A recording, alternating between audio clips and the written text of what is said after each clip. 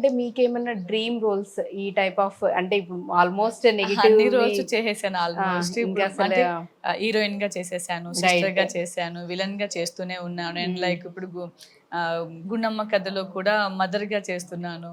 So almost అన్ని క్యారెక్టర్ని enjoy చేస్తూనే సో ఉన్నాను. కంప్లీట్ అంటే ఫుల్ గా ఒక ఆర్టిస్ట్ గా మీరు చాలా సాటిస్ఫై అయిపోయారు మీ రోల్స్ తో. Almost, అన్ని కవర్ చేసేసారు. ఇంక ఇది బ్యాలెన్స్ ఉంది అలా అలా అలా ఏం ఏం లేదు.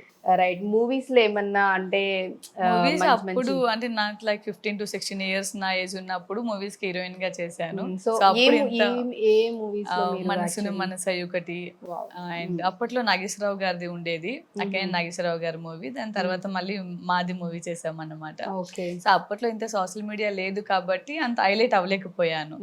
లైక్ సోషల్ మీడియా అప్పుడు కూడా ఇంతే ఫాస్ట్ ఫార్వర్డ్ ఉంటే కొంచెమైనా వాళ్ళ చరిష్మా నాయుడు హీరోయిన్ గా చేసిందని తెలిసి ఉండేదేమో.